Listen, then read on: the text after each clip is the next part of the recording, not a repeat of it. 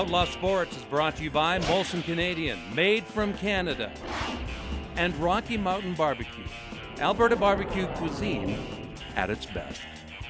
Hi, everybody. Welcome to the show. And the man that's not afraid to hold his wife's purse in public, Grant Pollock, joins us. You used to carry a purse. That was a man wallet. Saddlebags or something. Still do. Still do. Right oh. over there. Oh, really? Yeah. So you have no a man purse, though.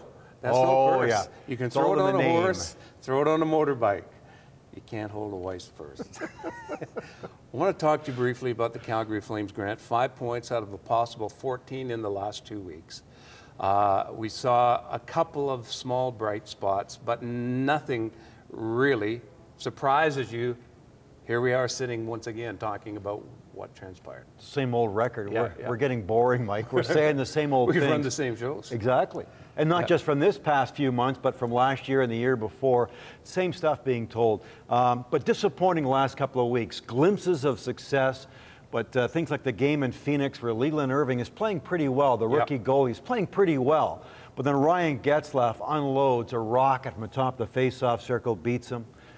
They lose. I mean, just those little things. The margin of error is so small. It's almost like, well, if you weren't so wealthy, you probably wouldn't be able to understand this. But if you were living just barely on credit all the time, and you know, a bad month just put you down, that's where the Flames are living. They're living on borrowed time, and the margin of error is so slim that, like, take for instance the Sunday afternoon game against Dallas. If Tanguay or they had scored on the penalty shot on the shootout and they win it, we're not talking as much doom and gloom right now. So the margin of error is so small, but the Flames are what they are. No surprises here. Well, Grant, I've got exactly that right here. I have the Getzlaf goal. Stajan just waltzes right by him. And then we've got here on the shorthanded Eriksson goal, Tanguay swinging his stick at him. Totally embarrassed, gets deked. Kiprusoff gets deked. Those little mistakes are magnified. Exactly. Right? Yeah. They're magnified. They're magnified because of the importance of all these games. If this was back in October, November, perhaps not.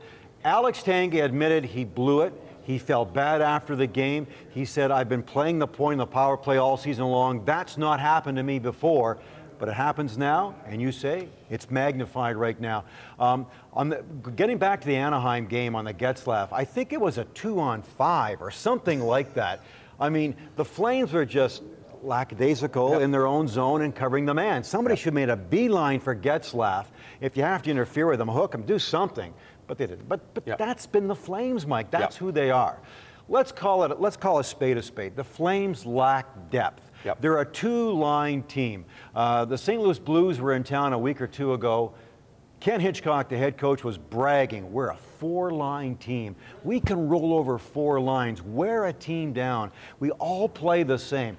That's a successful team. The Flames are nowhere near that. They're a two-line team at best with suspect centers. Well, Grant, and we talk about team toughness once again. You saw against Dallas a couple of times running Kipper. No one comes to his aid, really.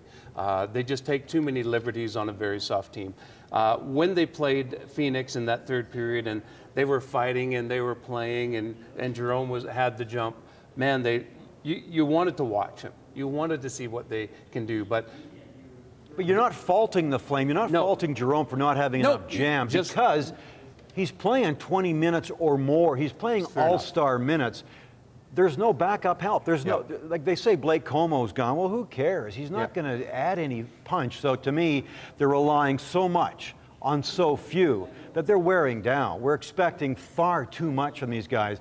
I thought Jerome is playing extremely well. He's at the times when we need him. Don't you think so?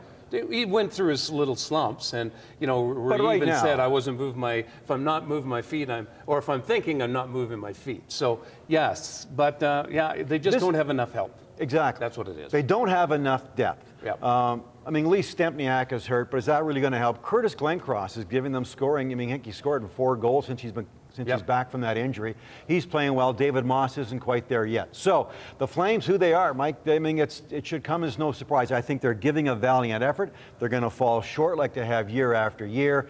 This team never addressed their glaring error of centermen. They don't have enough good centermen, and that is a big problem to this day. They should sit down with Philadelphia Flyers, say, here's what you guys need to do on goaltending. Tell us what we need to do at center.